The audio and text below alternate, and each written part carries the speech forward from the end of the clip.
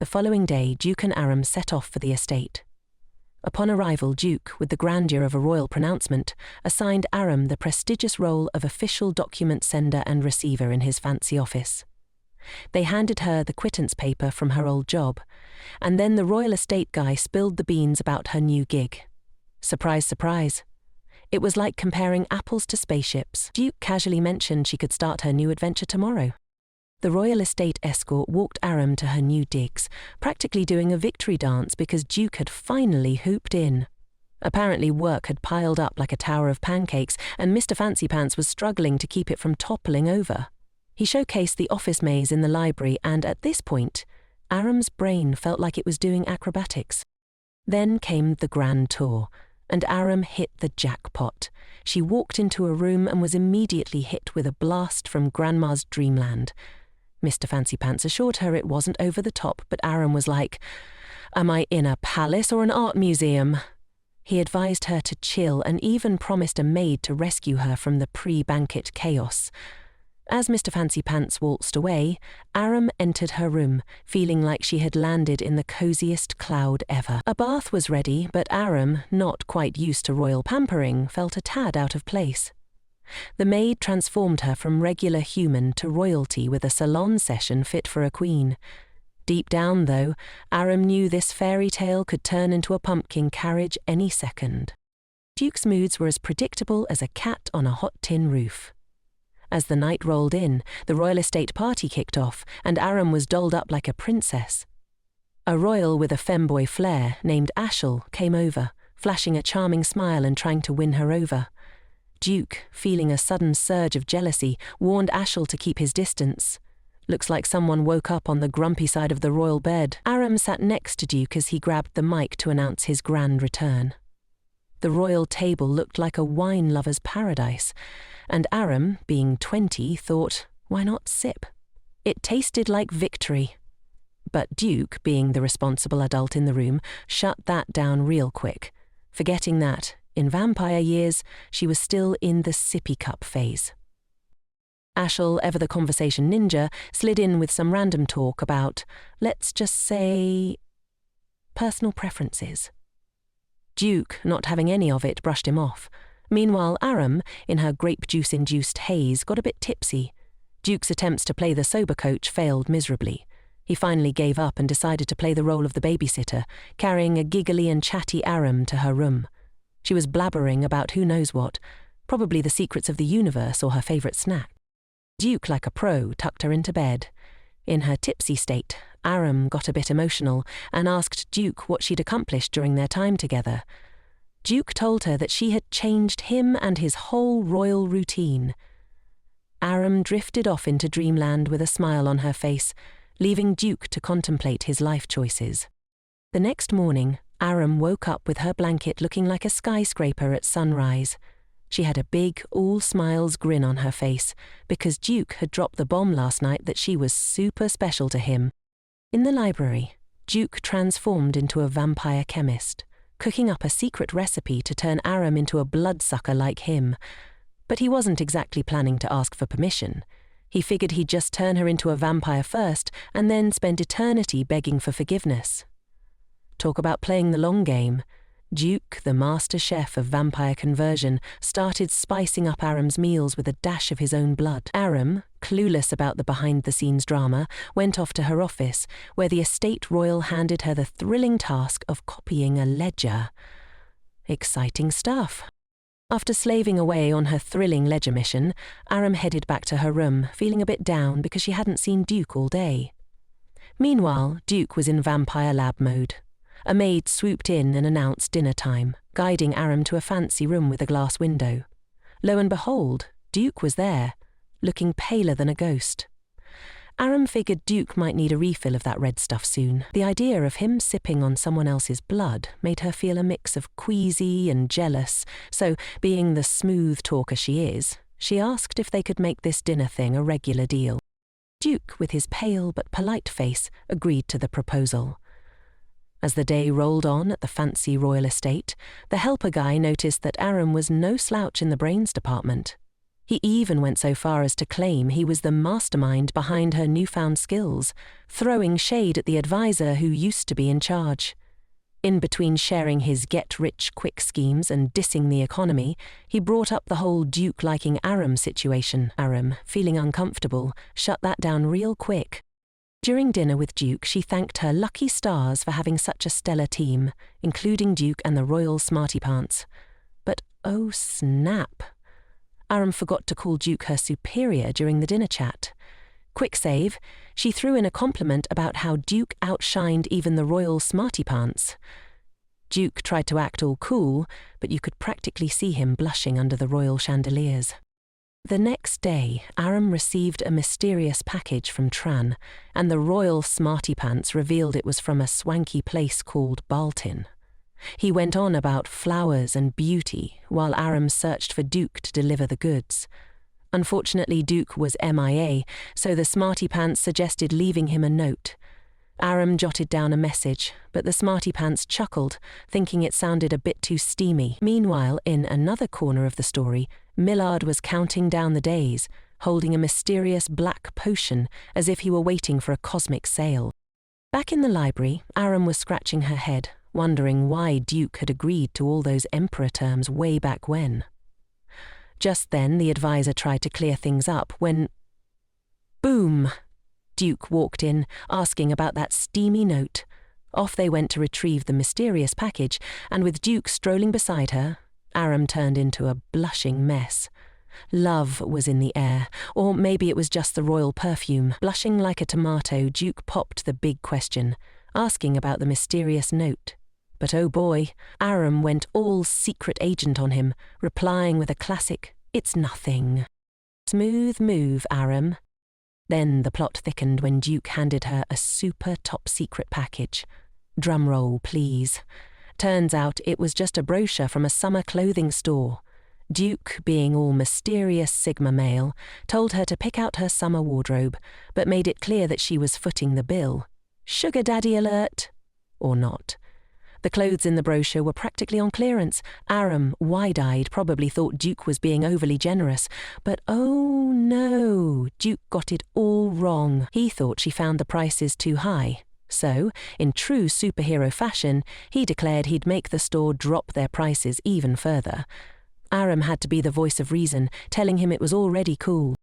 Then came dinner, fashionably late, and Aram couldn't help but wonder why they were having a dinner party.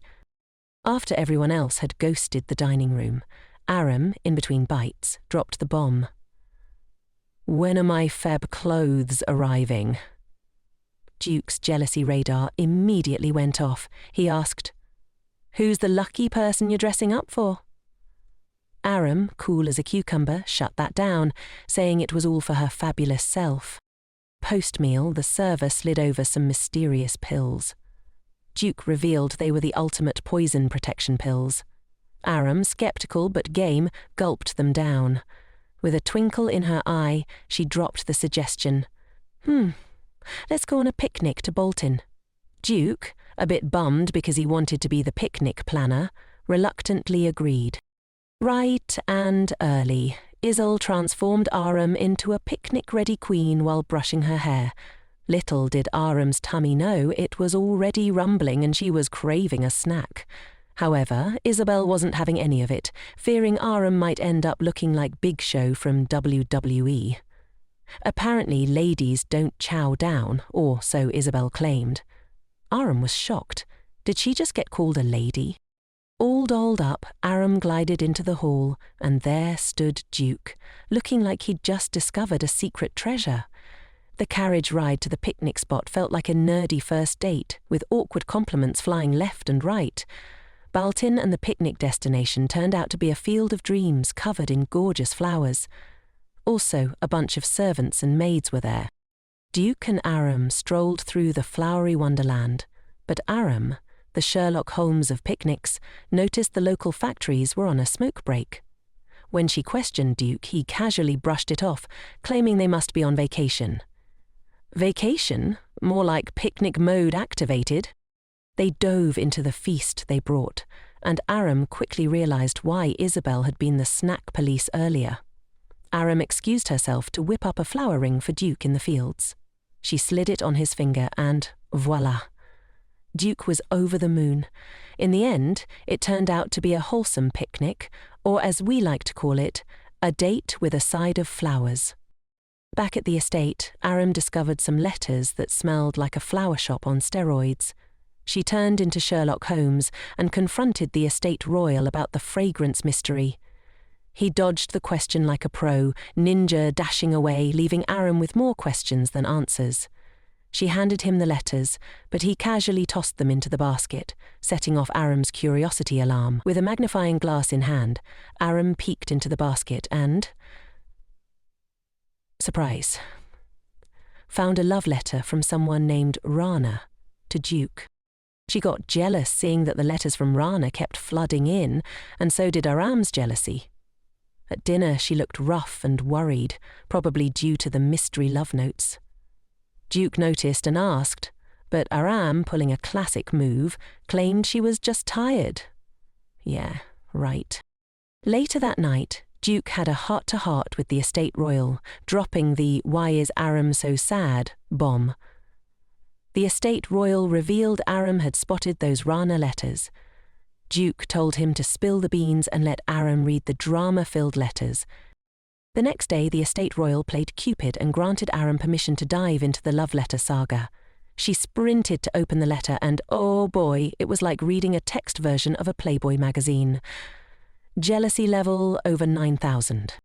That evening, Aram pulled the "I'm sick" card to skip dinner with Duke. Little did she know Duke was worried sick about her.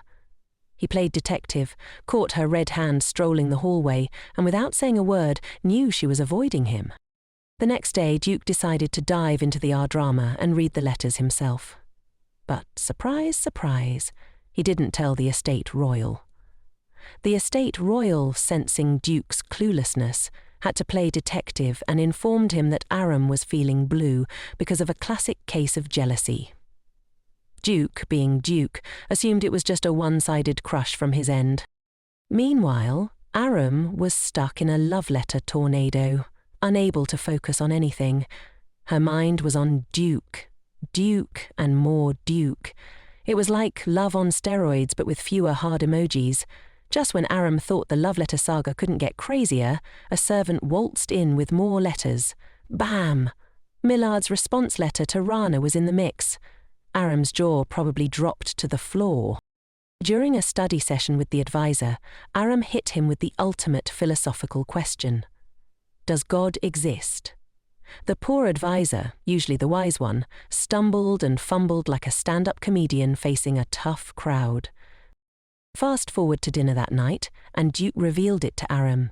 He took charge and told her he handled the situation by sending her a rejection letter. It turns out some random human who barely knew Duke wrote the love letter, and Duke was not having it. Then Aram dropped a bomb of her own. She asked Duke about Saul, the supposed god of their world.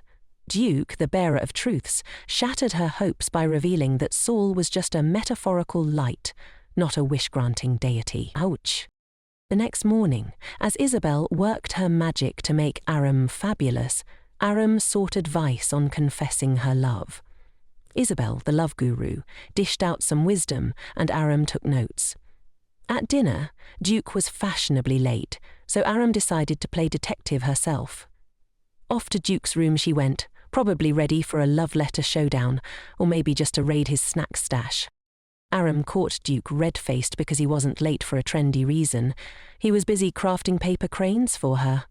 Turns out Duke was caught in the act of self-play, blushing like a tomato. Quickly recovering, he suggested they head to the dining table. Aram tried to act cool, pretending the paper crane incident never happened. Duke apologized for the delay, clearly embarrassed. Aram, being the curious soul, asked if Duke had a wish since he was folding the origami birds. Duke revealed that he thought Sol wouldn't grant Aram's wishes, so he was hoping the cranes could work some magic. Aram, emotionally overwhelmed, dropped her fork upon hearing this heartfelt revelation. Grateful, she thanked Duke, who, being a humble soul, insisted he was just trying to help, not wave a magic wand. Now, Aram had a burning desire to confess her feelings, but lacked the courage. Taking inspiration from Rana, she decided to write Duke a love letter. However, tension hit her like a ton of bricks, and she couldn't come up with a single word.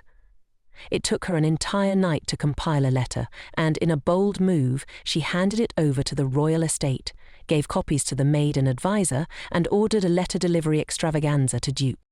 Fast forward a few hours, and as Aram was returning to her office, Duke came rushing in like a rom-com hero, embracing her tightly. Turns out he had received the letter, a declaration of Aram's love in written form. So there they were, wrapped up in a tight hug, and Duke spilled the love beans. He promised Aram he'd be her knight in shining armor, ready to protect her from any drama life threw at them. Suddenly he whisked her away to his office, declaring it the war room for planning their future. Inside, Duke suggested they ditch work and head to the desert or the beach for some chill time. But hold your horses. Aram, being the independent adult she is, wanted to earn her own cash. Duke reluctantly agreed to let her keep her work mojo, but fear not. He quickly shifted gears and started plotting their wedding. Aram, feeling like a deer in headlights, thought she was too young for that whole marriage thing. The next day, Duke showed up at Aram's office, and the air got thick with romance. They were all touchy-feely, doing the whole lovey-dovey dance, but guess who crashed the party? The estate royal, barging in like a drama queen. She scolded Duke for not keeping his lovey-dovey moments in check during work hours. Undeterred, Duke pulled the same stunt during Aram's study session. Aram, getting all serious, told him she enjoyed his company but had a to-do list a mile long and feared drowning in love would make her useless. Duke, realizing he'd overstepped, backed off and left. Back in his room, Duke, feeling like a love-struck teenager, worried he was being too pushy. He popped some sleeping pills, hoping not to disturb Aram during her work. Aram woke him up later, apologized for the yelling episode, and they had a cute, romantic moment over breakfast. Duke, attempting to be charming, asked to take her on a boat date. Smooth moves, Duke, smooth moves.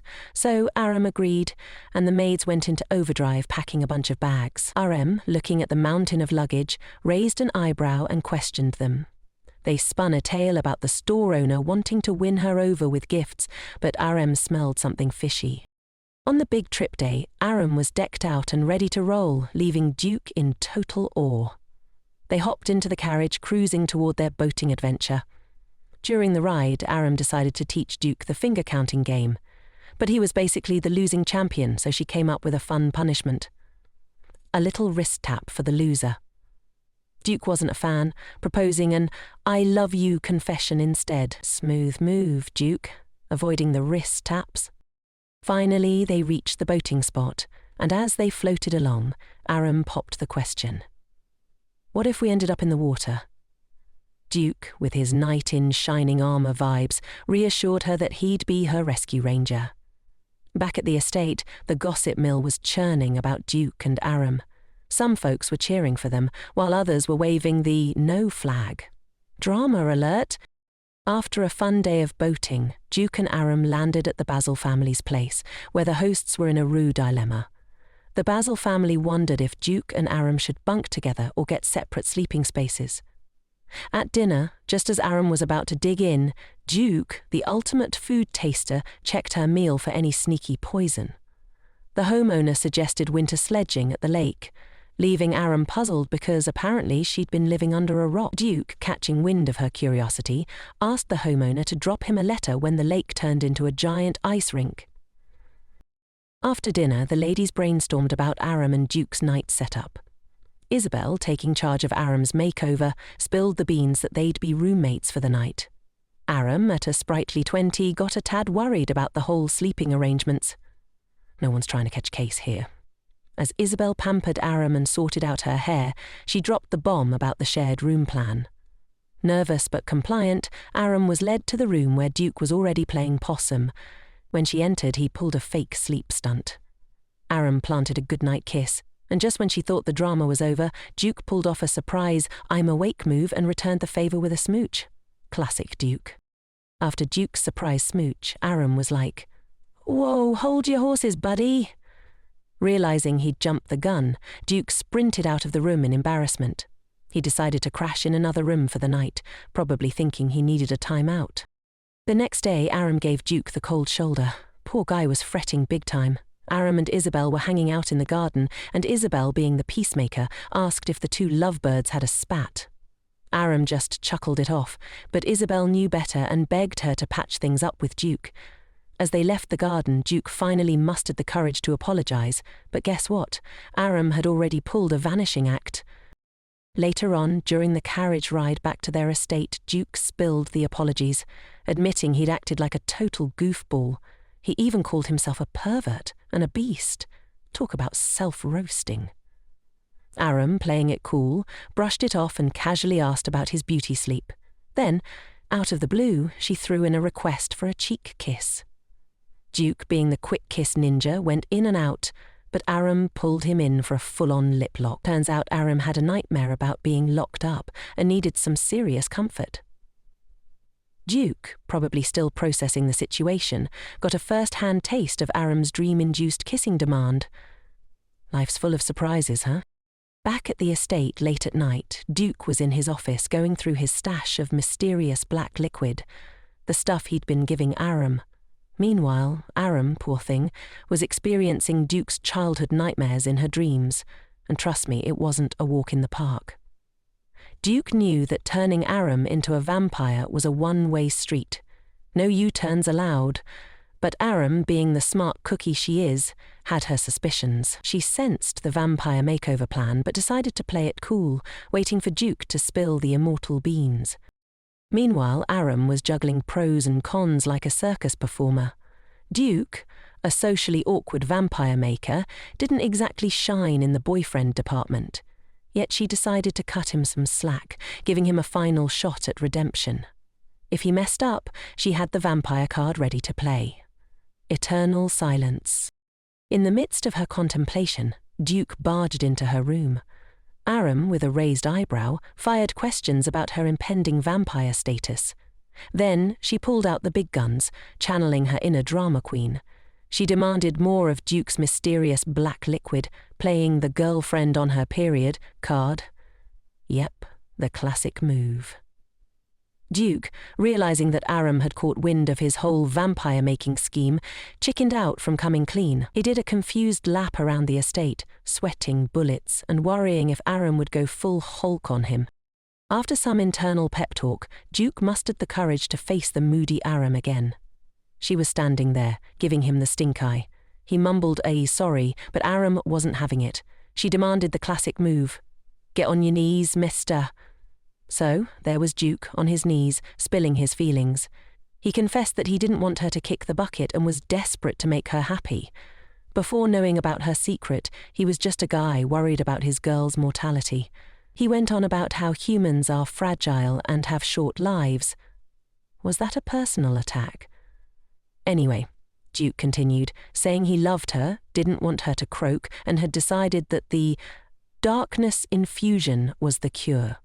He was willing to go to extreme lengths to keep her blinded by the hope of eternal togetherness. Aram softened up, probably realizing that Duke wasn't just brewing trouble. She hugged him and dropped the wisdom bomb. He should never pull a stunt like that without her consent. Duke, grateful for the mercy, promised to consult her on major life decisions from now on. Then, ever the smooth talker, Duke pitched the vampire life as the VIP pass to safety in their dangerous world. Aram, though, argued that life's beauty lies in its expiration date. Duke, persistent as a fly at a picnic, insisted on eternity together. Aram decided she wouldn't join the vampire club. Instead, she asked Duke about his biggest worry with her staying human. Duke revealed that he feared vengeful humans might target her to get back at him. Then Duke proposed to marry her when she was rocking the granny vibes. He declared that wrinkles and all didn't bother him. He just wanted that granny relationship talk. Talk about commitment. Duke swore to smash any humans who dared mess with Aram before she hit the big 100. Touched by the pledge, Aram hugged him and told him to bring on the revenge if needed. Duke promised to unleash chaos if anything happened to her. Now, Duke believed Pope could cure Aram but warned her it might sting a bit. That night, Pope arrived but was a bit puzzled by the dark vibes in the air. When he realized what Duke had done to Aram, he unleashed a big brother-level scolding, probably louder than when someone messes with his PS5 controller. After the verbal storm, Duke assured Aram that Pope would work his magic to save her. The next morning, Duke transformed Aram into a fashion-forward, vampire-repellent superhero, complete with a cape, and escorted her to the church, where Pope was ready for action. Aram kneeled and Pope began his purification routine. However, things took a dark turn when Pope's thumb touched Aram's forehead, and blood started oozing out. She unexpectedly took a nap. Aram woke up all snug in her bed, sunlight beaming through. She noticed the sunlight didn't feel like a BBQ on her skin anymore, so she asked Duke if the cure worked, but guess what? Duke, playing the silent game, didn't spill the beans. Furious, Aram inquired about Pope's whereabouts. Duke revealed that Pope would be fashionably late because he had overdone his magical energy tricks. Aram, feeling like Rip Van Winkle, asked how long she'd been out. Duke revealed it was a whopping 3 days. Now that's what you call beauty sleep. Then Duke, the drama king, started shaking like a leaf. He spilled his guts, confessing that he thought Aram was on her way to the great beyond. He blamed himself for all the blood and tears, thinking he'd turned into a professional sin-committing machine. Just as Duke was having his moment, Pope made his grand entrance. Aram, grateful for the rescue, thanked him for the life-saving gig. She couldn't help but pop the question about the purification process. Pope, being the wizard with the answers, declared it done and dusted. Aram had officially joined the Soul Club. Now, in full simp mode, Duke begged Aram to stick around for the grand finale. So, Aram dropped a truth bomb on Duke, telling him that she was loving the human life in their world. Being human meant caring and taking risks, and Duke, being her knight in shining armor, was doing just that, taking care of her and facing the risk of losing her. The next day was a royal family shindig, and everyone gathered around the table for lunch, but Aram and Duke pulled a Romeo and Juliet sitting at opposite ends. The other royals, being the gossip squad they are, bombarded Aram with questions about the juicy rumours. Aram, playing it cool, claimed there were so many rumours she had a hard time keeping track.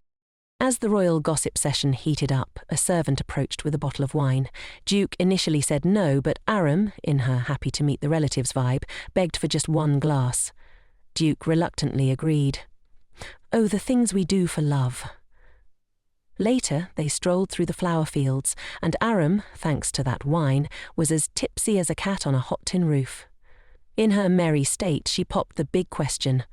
Would Duke protect her and stick by her side? Duke, being the smooth operator he is, brushed it off like a pro. But little did Aram know, Duke had a surprise up his sleeve.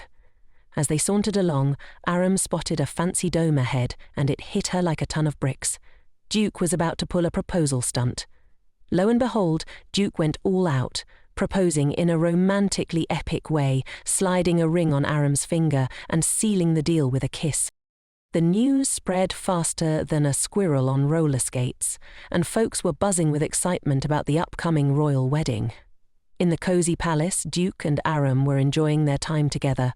Rumour has it they even engaged in a bit of friendly wrestling the night before. However, Duke received an invitation that seemed to be missing an important detail. While snuggled up next to Aram, the Duke couldn't resist his peculiar fetish of hair sniffing. He was having a grand old time playing with Aram's locks. The next day they set out to find a suitable match for the Duke's flora. But oh dear, Aram wasn't too thrilled about the whole matchmaking business. She boldly asked why the Duke wasn't considering using her blood for Flora's needs, instead of giving a straight answer. The Duke, trying to avoid the question, suggested they sleep in separate beds for a few days. Aram, fuming, reluctantly agreed. As they reached their destination, the Duke looked as pale as a vampire on a night shift. Aram, nearly immortal with her strong, muscle mummy vibes, assured him she could handle anything, but the Duke insisted on accompanying Aram. In the midst of their library adventure, he suddenly passed out. When he woke up in bed, feeling like a deflated balloon, he wasn't in the mood for sipping on any other lady's blood. Just as he was pondering his life choices, a beautiful lady named Walton, claiming the king was worried and had sent her for Flora, showed up. Things took an unexpected turn when she decided to play a round of royal twister on top of the Duke. The situation got pretty intense, and just as things were heating up, in walked Aram at the most awkward moment possible. Witnessing the scene, she swiftly turned around, dagger in hand, ready to tackle the royal drama. The Duke, feeling like a shaky leaf in a windstorm, shuffled over to Aram. Now, you'd expect Aram to be all fired up or annoyed, right? Surprise, surprise. She went in for a hug, telling the Duke to chillax and recharge his batteries on the bed. Then the blood messenger for Flora barged in. Quick thinker that she is, Aram suggested, "Hey, how about you either cut your arm or let the Duke take a little nibble on your neck for the royal juice?" Before Aram could make her great escape, the Duke grabbed her hand like it was the last slice of pizza at a party. Aram assured him she was tougher than a cookie dunked in hot coffee, but as she tried to slip away, she found herself caught in his grip. He gave the blood messenger the boot and dragged Aram back to his royal resting spot. Dagger alert. The Duke snatched it away, giving her the stink eye for bringing a pointy thing to the party. "Why'd you bring this dagger, Aram?" he asked. She revealed she was ready to slice and dice for a blood offering. The Duke, puzzled like a cat trying to figure out a laser pointer, didn't seem thrilled with the idea. Aram hit him with the real talk, asking if his body and heart belonged to her. The Duke, probably imagining a big property of Aram's stamp on his chest, nodded. She then revealed, "If that's the case, you should skip the buffet and sip on my blood smoothie." The Duke, a bit worried like a kid thinking broccoli might be gross, hesitated. But Aram was all in. He took a little nip from her neck, and bam! It was like the best dessert he'd ever had. Tears started flowing, like he'd just watched a puppy video. The next day, they were on their way to Granal, a place with a fancy farm belt claiming their juices were fit for an emperor. But trouble struck, and they had to make an unexpected pit stop in Manford City for the night. Duke wasn't exactly throwing a party in his head about it. Turns out he had some not-so-sweet memories of Manford, all tied to that vampire life. Aram, being the curious cat she is, asked why nobody did something about these vampire enthusiasts. Duke explained there was zero evidence, and the court would just think everyone was spinning fairy tales. Then he popped the big question, "Scared much?" and sealed it with a smooth smooch. Real smooth, Duke. He promised to be Aram's human shield, even if they had to camp out at the Manford castle. Aram, with her imagination running wild, suddenly wondered, wait, is Duke a vampire? She figured the Manford people might be dangerous for her, being a mere mortal. They finally reached the Manford Palace and got a royal welcome from the owner, who ushered them in like VIPs. Inside, Aram spotted a girl with blue hair named Julia. No fear of black-haired wonders here. At the dinner table, Aram eyed the tea suspiciously, thinking this could be some Scooby-Doo mystery. But the house lady gulped it down like it was a smoothie, so Aram figured it was safe. No poison today. Tea time quickly turned into story time when the house lady asked about the story behind Aram's ring. She revealed that some magical lettering appeared in the stone when light hit it, sparking curiosity. Duke, however, bailed on the candlelight ring test, claiming he was too tired for the light show. So, Aram and the house lady were left to spill the tea. With all the subtlety of a detective in a mystery novel, the house lady began probing Aram about her marriage plans. She dug deep, asking if Aram had any pearls of wisdom on tying the knot. Then, going full Sherlock Holmes, she inquired about Aram's parents. In her cool and collected style, Aram mentioned having a bunch of folks back home who showered her with advice whenever she needed it. She also poured her heart out, confessing her deep love for Duke and how sure she was that her parents would give their blessing if they met him. And then came the plot twist. The house lady was acting fishier than a penguin in a fruit market. She called in a servant for the finest hot coffee and dropped the bomb. She straight up asked Aram if she really wanted to sign up for the vampire wife gig. Aram was like, "Say what now?" The lady painted a grim picture, talking about enduring marriage for eternity and serving up blood cocktails to Duke forever. To drive her point home, she showed Aram a scar on her own hand, like a creepy vampire membership card. The house lady wrapped it up with a horror movie speech about the terrifying life of marrying a vampire. Then the house lady made a dramatic exit.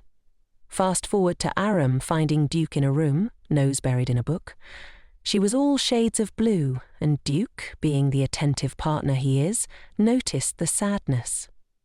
He popped the question, and Aram spilled the beans about the house lady's warning against a vampire wedding. After hearing that, Duke got so riled up that he stormed out with Aram's dagger in hand.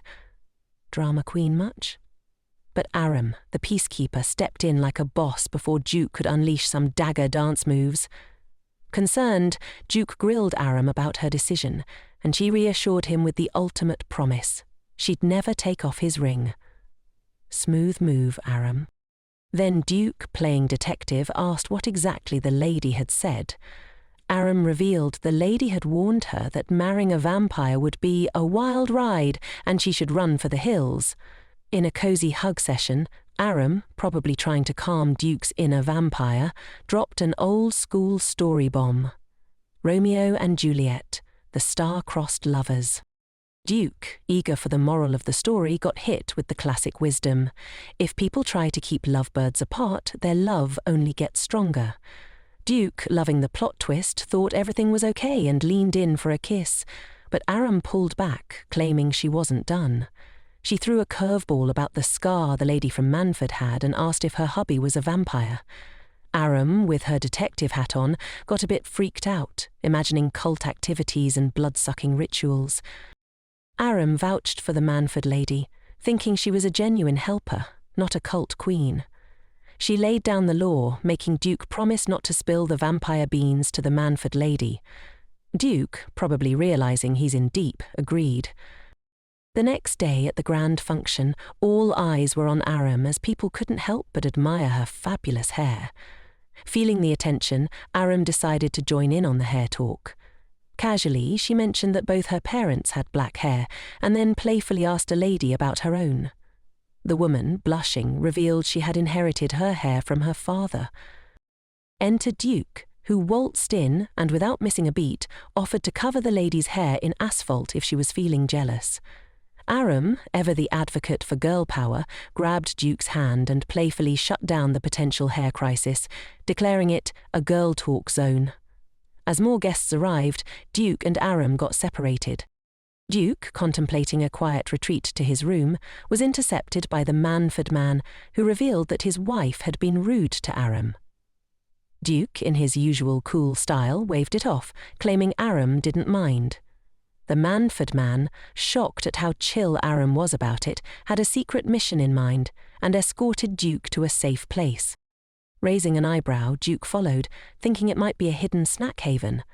Instead, they ended up in a dungeon with a massive metal door. Losing his patience, Duke demanded the man explain what was going on. The Manford man, ever cryptic, led Duke to a devilish church with a throne fit for a vampire king. He then began spilling his suspicions about Aram, accusing her of being a gold digger who was only interested in Duke for his power and wealth. Duke stood up from the throne, unimpressed, and decided to make a grand exit. The Manford man played his last card, trying to guilt-trip Duke by suggesting that Aram was only in it for the money. Duke, smiling coolly, made it clear that he would never change his mind about Aram, and left the man behind. Meanwhile, back in Aram's world, she was worried about Duke's sudden disappearance and decided to investigate. Enlisting Isabel for some tongs, she hatched a plan to heat Duke's ring to see if it held any secrets, as the Manford man had claimed.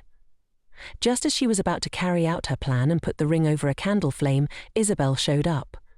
Aram asked for some privacy, and once alone heated the ring, revealing a hidden vow of their partnership, etched into the stone. Duke appeared out of the blue, casually mentioning he had already told her about the ring's inscription. As Aram slipped the ring back on, it felt a little heavier. In a surprising burst of sweetness, Duke tossed a blanket over Aram, fearing she'd catch a cold from her detective work. With the cosy blankets setting the mood, Duke asked Aram about the supposed rich and handsome compliments she had allegedly showered on him to Lady Manford. Aram, panicking, worried that Duke might think she was some kind of gossiping chatterbox. Frantically, she clarified that she was simply telling Lady Manford about her parents and how they would happily accept a man if he were rich and handsome. Duke, being the cool cucumber he was, calmed her down and suggested she get some rest. In a surprise move, Duke scooped Aram up and carried her to bed. As they lay there, Aram went on a full explanation spree, assuring Duke that she loved him for who he was on the inside, not just for his wealth and royal status. Duke, apologizing for causing a ruckus, assured her that even if she had married him for his fancy perks, he wouldn't mind. And then came the mushy moment. Duke hugged her tight. Duke dropped the bomb that he'd make Aram empress if she wanted. Aram hit him with a hypothetical. What if she started loving him for his riches, and then he lost it all? Duke, ever the calm one, basically said, "Let's not cry over spilt wealth, just go with the flow." Morning rolled in, and surprise, surprise, heavy rain outside. Aram, eager to escape Manford, felt a bit down. Duke broke the news that they'd be stuck there for another night. Logan popped in with a bunch of documents, and Duke decided to put in some work, taking the day off. Aram, bored out of her mind, tried reading but couldn't focus. She suggested to Duke that she visit the birdhouse. Duke told her to take a guard with her. As Aram ventured outside, she bumped into the Manford lady in the hallway. Small talk ensued, with Aram mentioning she was heading to the greenhouse. The Manford lady, suddenly interested in horticulture, asked if she could tag along. The two ended up sitting in the greenhouse like they were on some awkward plant date.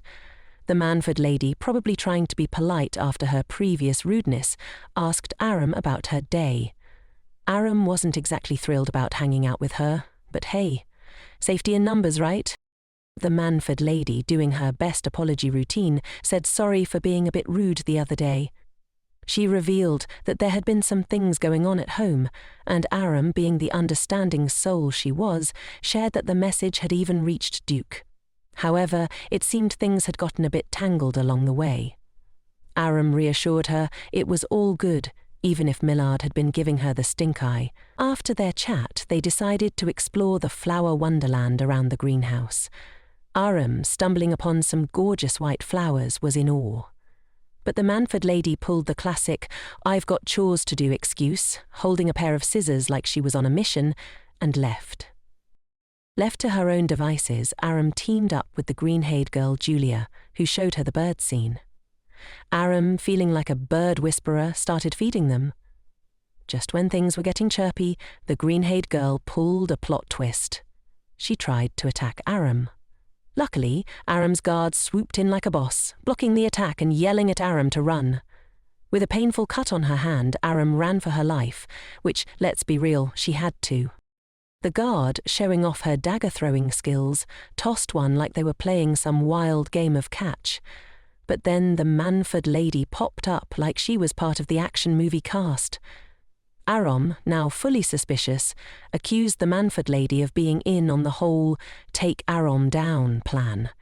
She warned her to keep a safe distance and made a grand exit from the greenhouse, throwing the dagger for good measure. As Aram sprinted away, pondering the craziness, Duke, with his superhero senses, sniffed out her blood trail. He raced towards her, scooped her up, and dashed back to the palace. Back at the palace, Isabel, always ready for a crisis, went into nurse mode. Duke licked Aram's wound until it magically closed up. Forget band-aids, it's all about vampire saliva.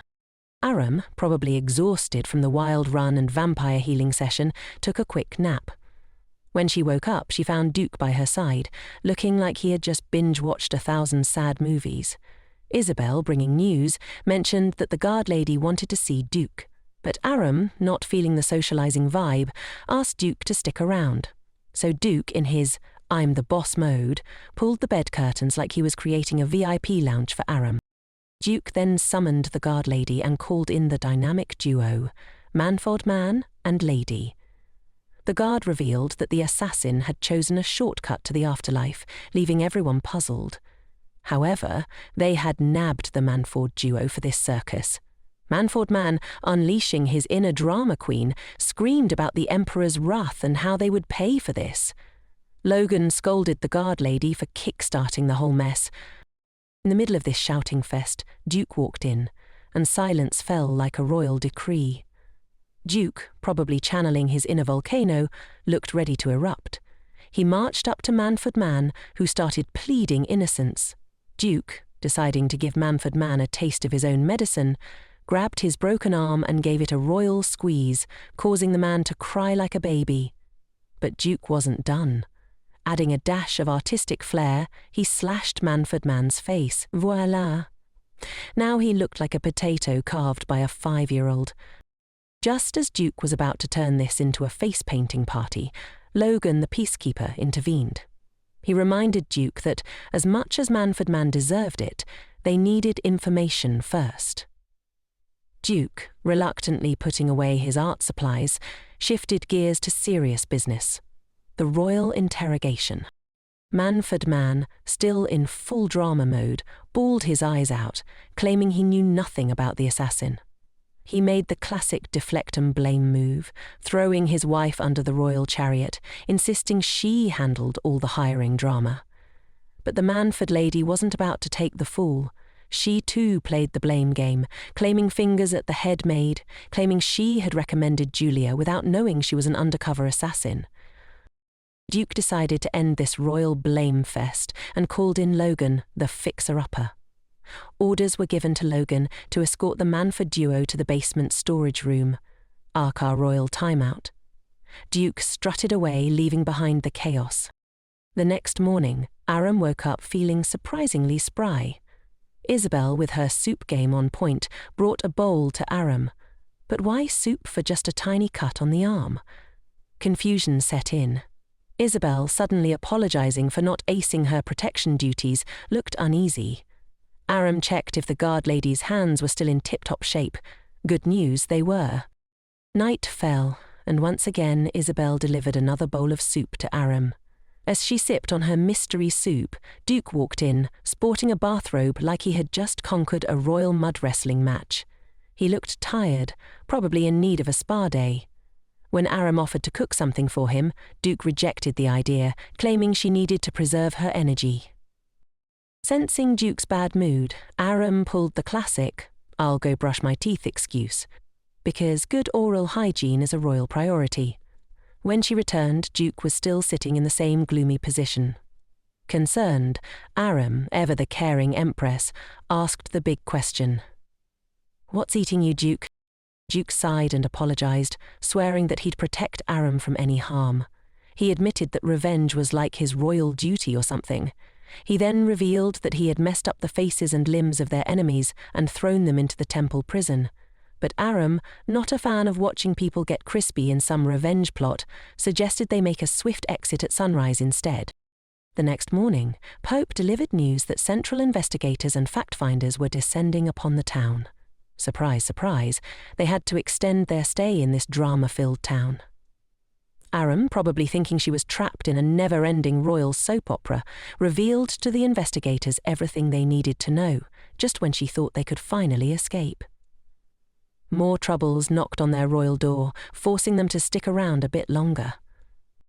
In the midst of all this, as Duke toiled away in the office, Aram strolled in with a genius plan. She suggested they shake things up with the religious fanatics who believed Duke was their vampire god.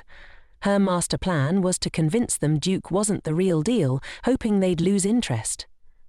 Duke, torn between wanting to protect Aram's peace of mind and appreciating her cleverness, agreed to discuss it with Logan. Aram, puzzled by Duke's conflicting emotions, was left in confusion. In full-on cheer-up mode, Aram crafted Duke a flower crown, but he was about as excited as a zombie at a disco. Feeling defeated, Aram decided to drown her sorrows in some liquor. Things took a wild turn. Aram, embracing her inner party queen, drank herself into a state of regal queasiness. Duke arrived just in time, escorting her to bed. Trying to be supportive, he asked if she wanted to pack a few bottles for the road, considering her newfound love for spirits. Aram, now unleashing her frustration, questioned Duke about the prolonged pit stop and why he kept her in the dark. Duke explained that preparations for the perilous path to Barug took time because of bandits. Aram, now on the warpath, sat up and gave Duke a piece of her tipsy mind, expressing her need for more attention.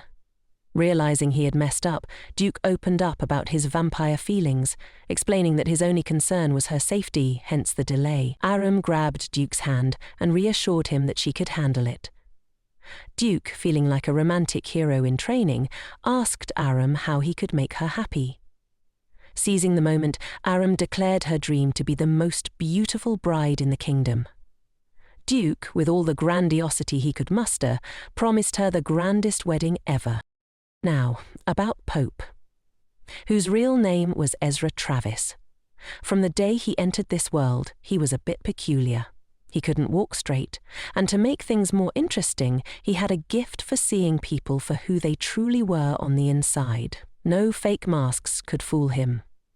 One day, his mother dragged him to meet the intimidating Duke. Now, Duke was as dark as a black hole, and Pope got the heebie-jeebies just being near him. From that moment on, Pope prayed like there was no tomorrow, begging the universe not to let him cross paths with Duke again. Fast forward to the present, where Duke, Aram, and Pope find themselves in a bit of a pickle. Duke was paranoid about security. Aram was being all mysterious like a cat, and Pope was blabbering about Duke snubbing the Emperor's invites. Apparently, attending once was considered a fluke. Talk about harsh critics. Pope convinced Duke that attending the Emperor's shindig was crucial for his noble street cred. He threw in the responsibility card, reminding Duke that the higher up you are, the more important it is to show up at these imperial parties. Duke, worried about Aram's well-being, asked if she wanted to go, but she wasn't keen. Since Duke didn't like it, why should she? Pope then stepped in, explaining to Aram the whole nobility responsibility jazz. He mentioned Duke's heroic deeds, like eliminating bandits and fighting slavery, and Aram was practically applauding in amazement. Pope sweetened the deal, promising Duke a little bonus if he tagged along. Pope went to the Emperor, spun some yarn about Duke agreeing to attend, and dropped the bomb that it was all thanks to Aram. The Emperor was over the moon, and Pope was pretty pleased with himself. But as Pope helped everyone else fulfill their wishes, there was no one around to grant his own. Like a personal stand-up comedy show. Life's unfair, isn't it? The next day, Pope swung by Duke's estate and bumped into Aram, who was all smiles. After all, Pope had a knack for saving her life. Casually, Pope asked Aram about their New Year's preparations. Aram happily revealed that everything was going smoothly. Despite being swamped with work, Duke still managed to join her for horse riding practice. Pope dropped a little bombshell, saying Duke would be wearing the crown at the upcoming procession. Aram quickly figured out that it was for the blessing ceremony before they hit the road. However, despite his own popularity, Pope admitted he wasn't part of the procession blessing gig. Apparently his fellow popes weren't exactly thrilled about the idea, thinking he only got the position because he was cozying up to a high-ranking vampire. Pope confided in Aram, and being the supportive friend she was, she reassured him that he was the right man for the job. They giggled and cracked jokes, making the room sound like a mini comedy club. Little did they know, Duke overheard their laughter from the hallway. He waltzed in, playfully commenting that their giggles were probably audible miles away. Then came the interrogation. Pope explained he was just there to help out with the festival preparations. He also asked Duke if he had any secret plans, like making him the poster boy for the blessing procession. Duke threw it back at Pope, saying it was entirely his choice. Not one to back down, Pope hit Duke with the ultimate question. Why the obsession with power? Aram, sensing the rising tension, made a quick exit and found refuge with the Guardian. As Pope observed the dynamic between Duke and Aram, he couldn't help but think that they resembled a quirky little family. Fast forward to the ceremony, and Pope was decked out like the belle of the ball for the blessing procession. The town was alive with festival vibes, drums banging, trumpets blaring, the whole spectacle. Standing on the terrace, Pope looked like a holy figure descended straight from the heavens. Suddenly, the Emperor and Empress made their grand entrance, putting even a Hollywood red carpet to shame. With Aram's pep talk echoing in his mind, Pope flashed a confident smile and kicked off the blessing ceremony. As he chanted, glitter rained down from the sky like a sparkling blizzard, leaving the crowd in awe. While the divine power show wowed the people, it left Pope feeling a bit like a deflated balloon. As he strolled back to the palace, a guard praised him for the glitter extravaganza, unaware that Duke was silently brewing a storm of annoyance about the whole glittery situation. Later that night, Pope received a letter from Duke saying Aram had caught a cold and needed him. Intrigued, Pope followed a servant on a secret mission, which led him to a candlelit wonderland where Aram and Duke were lounging. When Pope questioned Aram about the letter, she apologized, praising his festival performance. But Duke, still annoyed by the glitter, made it clear that he wasn't a fan of all the sparkles invading his personal space. Aram revealed their true intention. They had summoned Pope for a lantern launch party. Handing him a lantern, Pope, thinking it was some new festival trend, gladly accepted it. They launched the lanterns into the night sky, but Pope, ever the clueless hero, couldn't quite figure out why he was dragged into this whole lantern affair. As the lanterns floated away, Aram turned into a hugging machine, embracing Duke in a heartfelt moment. Gushing with happiness and amazement, Aram even cracked a joke about hiring a cheering squad next year, because why not make her own fan club, right? But while she was basking in joy, Pope stood there like the third wheel at a celebration, not feeling the excitement. Instead, he was hit by a wave of jealousy. Wondering how a guy with a darkness-filled soul and a girl who seemed hollow inside could find happiness together. He felt like the odd one out, clueless about what would bring him joy.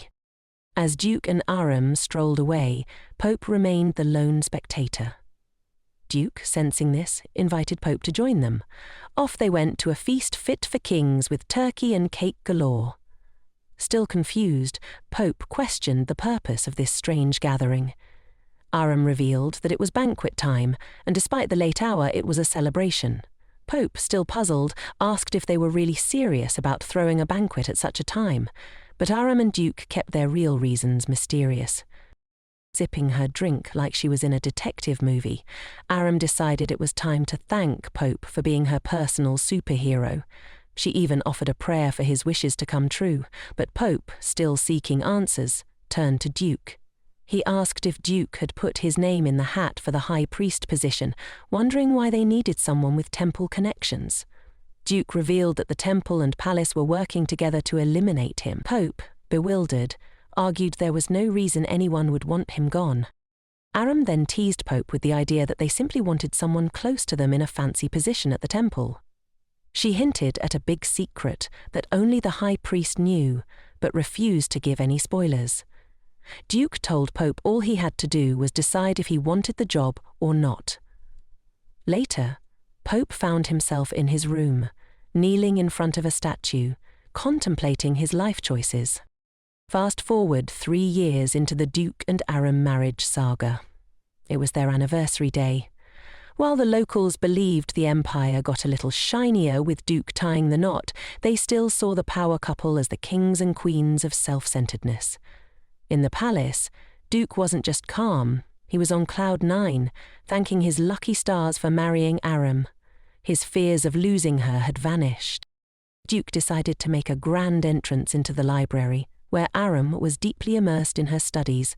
She threw some gossip about an expedition to Demon Island at him, but Duke had other plans. Ignoring her chit-chat, he scooped her up for a romantic kiss. However, Aram, ever the sensible one, stopped the affection, pointing out that hallways weren't the place for such shenanigans. But with no one around, they indulged in a brief smooch session. Duke then revealed more about Demon Island, explaining that it earned its spooky name because it was inhabited by people with brown skin, a rarity in the empire. Aram, unfazed, casually mentioned that people with brown skin were common where she came from. But then, getting serious, Aram pointed out the empire's lack of a port, a significant issue. Duke, ever the master of dodging serious conversations, ignored her concerns and slipped into his playful and mischievous mode. The next day, Pope was doing a happy dance because Aram revealed her second plan. However, Pope found himself in a mental pickle. He craved that warm, fuzzy feeling he got from being around Duke and Aram, and wondered if becoming a high priest might be his golden ticket to achieving it. Meanwhile, in Dreamland, Duke was trapped in a dark and twisty nightmare about Aram's grand entrance to the palace. When he woke up, expecting to find her by his side, he was instead met with her wide-eyed stare. Duke, anxious about Aram's connection to Demon Island, feared she might pack her bags and leave him. Ever the quick thinker, he planned to woo her with gifts from the island, and maybe even track down her parents, if they were still around. The next day, a chatty traveller arrived at the palace, recounting his journey. He mentioned encountering folks with black hair and dark skin, and a morning ritual called Oish Param. Duke grilled the traveller about the island's god, Gillo, and began to suspect Aram might have connections to this mysterious demon island. Later, as Duke and Aram rode in a carriage to an unknown destination, Duke couldn't hold back anymore and asked if her hometown was, in fact, the infamous Demon Island. Aram shut the idea down, claiming she had never even heard of their god. Relentless, Duke asked if she missed her hometown. Aram admitted that she did, and even missed her parents. In turn, Duke opened up about his unhappy childhood, revealing he had no hometown of his own. Then, Duke, ever the nosy investigator, asked for every juicy detail about Aram's life. She finally spilled it all. Fast forward to noon in the palace, and Duke's mind was in overdrive, trying to process everything Aram had shared about her hometown. The strange technologies she described, night bulbs turning darkness into day, were beyond his comprehension. Duke, ever the skeptic, couldn't decide if her story was wild fantasy or pure truth. Adding to the mystery, Aram dodged every question about the exact location of her hometown. Frustrated, Duke called on Pope for any 411 on Aram's origins, but Pope couldn't recall the details, claiming they were from way back when. Desperate for answers, Duke prodded Pope for his thoughts on Demon Island people. That's when Pope dropped a bomb.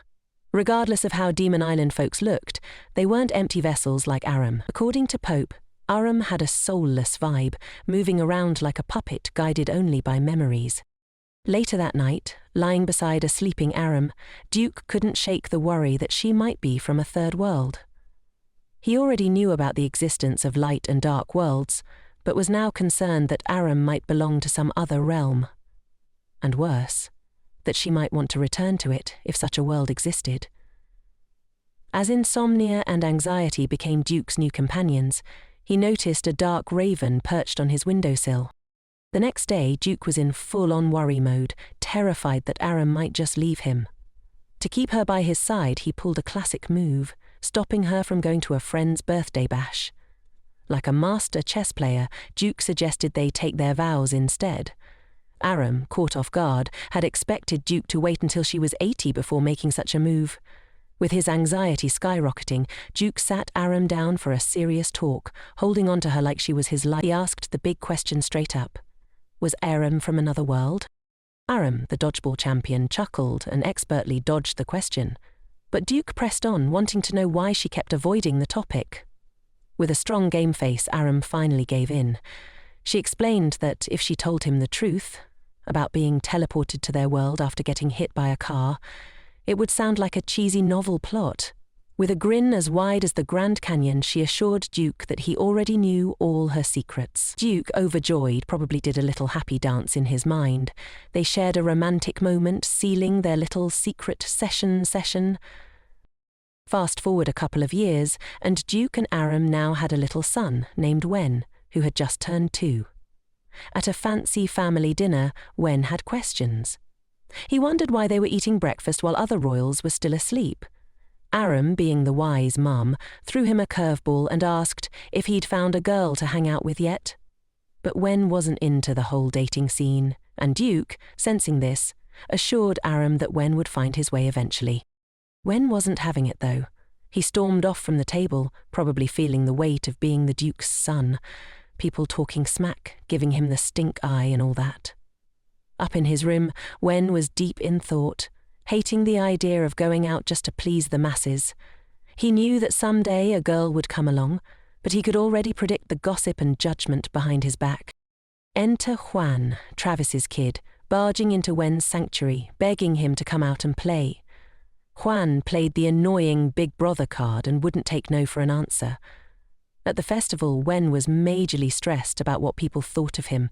Every laugh felt like a personal attack. Poor guy. But then, out of the blue, a girl waltzed up and asked him about his festival partner. Wen admitted he didn't have one, too nervous to ask anyone. Another boy swooped in, yelling at the girl, reminding her that she'd agreed to be his partner instead. But with a swish of her imaginary cape, the girl shut him down like a pro, promising they could team up next year. She walked off to smooth things over with the boy, leaving Wen in a whirlwind of social anxiety. After that, Wen and the girl teamed up for the acorn gathering competition. As they hunted for acorns, they talked about their lives, and Wen found himself feeling pretty good about his new partner. But then, the same boy from earlier showed up, and the trash talk began. Mocking Wen's parents, poking fun at the whole vampire-human mix. That was the last straw. Wen, channeling his inner superhero, threw a heavy punch. The fight was on. Wen and the boy duked it out, with Wen somehow managing to land on top. But just then, Duke got the metaphorical bat signal and swooped in. Instead of going into full Hulk mode, Duke calmly assessed the situation, scooped Wen up, and whisked him away to the palace. Inside, Mama Duke went into full worry mode when she saw Wen's battle scars. They called for the Pope, but it wasn't the legendary Ezra this time. There was a new Pope on the scene. Soon after, the boy's parents were summoned to the palace, and Duke, in his usual wise manner, demanded an explanation. Aram took the reins, grilling the boys for details. Wen, sensing the impending doom, couldn't find the courage to tell the truth, so he pulled the classic "tears and it's all my fault" routine. Aram, playing the good cop, asked for an apology, but the girl who had teamed up with Wen spoke up and spilled the truth. Aram, like a boss, scolded both boys and apologies were exchanged. Crisis averted, the other parents made their exit, but not before Aram whispered something mysterious into the mother's ear, leaving her visibly shaken. Afterward, Aram praised Wen for his bravery, claiming she would have thrown 100 punches if she were in his shoes. Duke, ready to unleash his fury, was stopped by Aram, who reminded him that the family had already been warned.